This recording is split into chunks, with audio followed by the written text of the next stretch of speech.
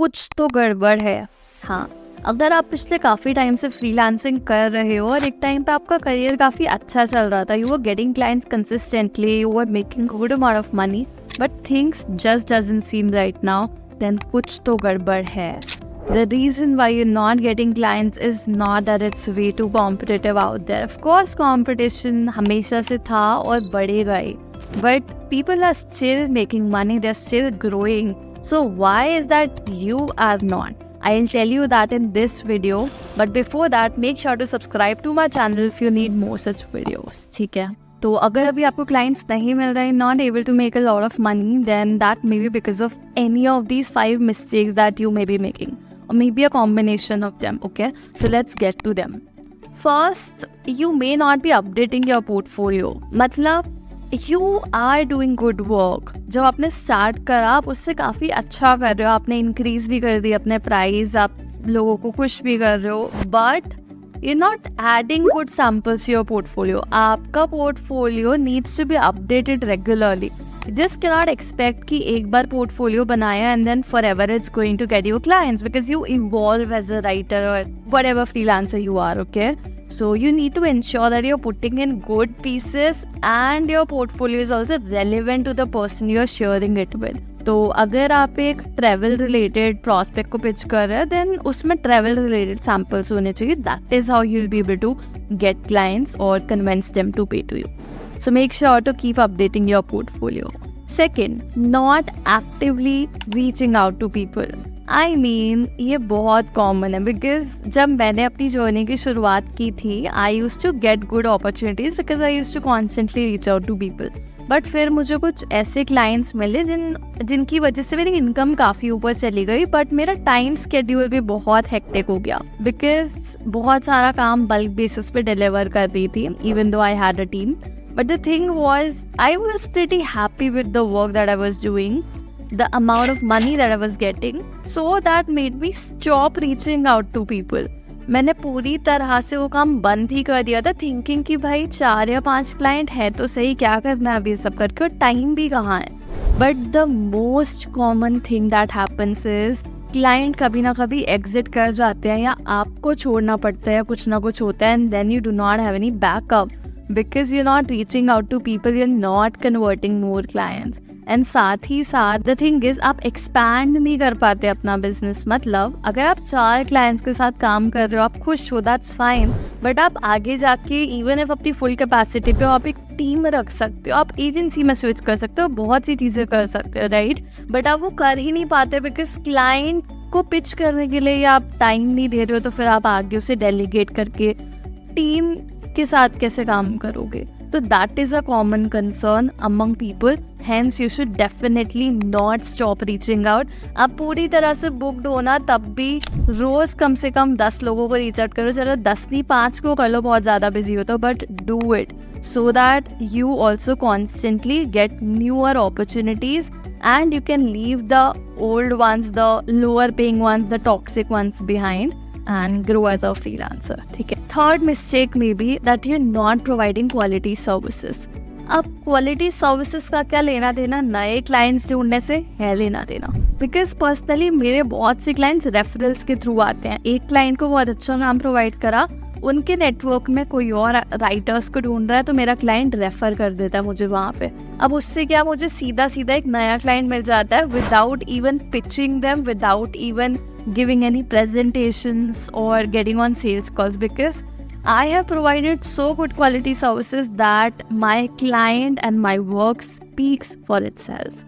And so I get more clients. तो अगर आपको ऐसे referrals के through clients नहीं मिल रहे, that may be because you're not providing good quality stuff. And another sign for that is your existing clients may be leaving or discontinuing with you before the project ends or very quickly. Okay?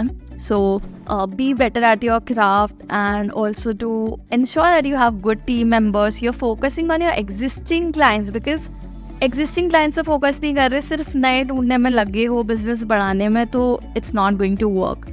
जितना easy clients को retain करना and उनसे नए clients बनाना, उनको upsell करना है ना, उतना ही मुश्किल है क्लाइंट्स नए ढूंढना. तो इसलिए पहले अपने एग्जिस्टिंग क्लाइंट्स पे फोकस रखो and make sure that they are happy with your work, and automatically you will grow as a freelancer.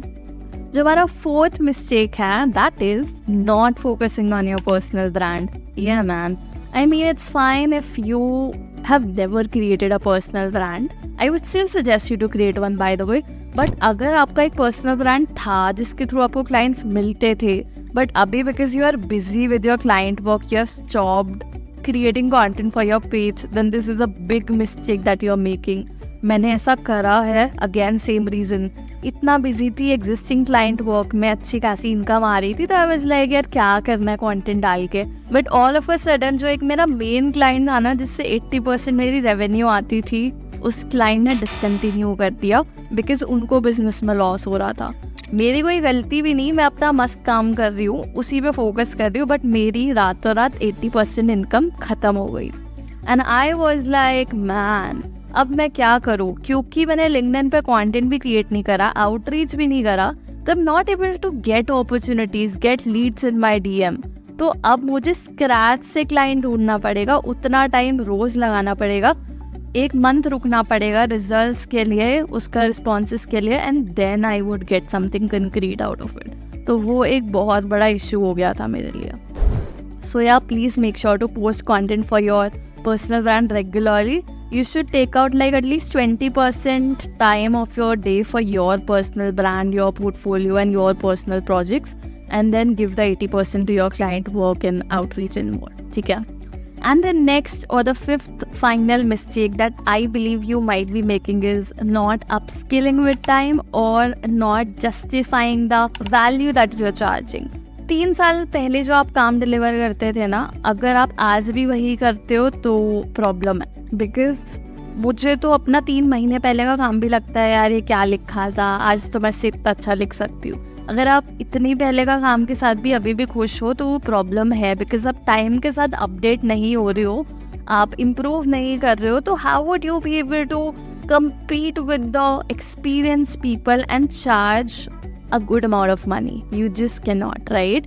या अगर आप कर भी रहे हो अच्छा काम, बट उस हिसाब से आपके चार्जेस भी है, बट आप उसको जस्टिफाई नहीं कर पा रहे, आप एक्सप्लेन नहीं कर पा रहे, आप कम्युनिकेट नहीं कर पा रहे कि आपका काम कैसे अलग है औरों से, because of which they are choosing other freelancers over you.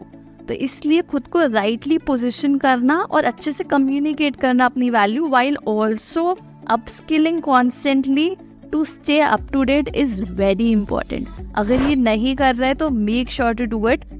अपना लिंक्डइन प्रोफाइल अच्छे से यूज़ करो खुद को पोजीशन करने के लिए, पोर्टफोलियो को कॉन्स्टेंटली अपडेट करो, जो अपनी सेल्स कॉपी लिखी है पोर्टफोलियो में उसको अपडेट करो या वेबसाइट पर. देन जो भी कोई आपको रीच आउट कर रहा है, अच्छे से उनके सामने कम्युनिकेट करो अपना value, clearly tell how you are different, conduct calls professionally, do not delay any kind of communications or submissions, and that is how you'd be able to justify your pricing.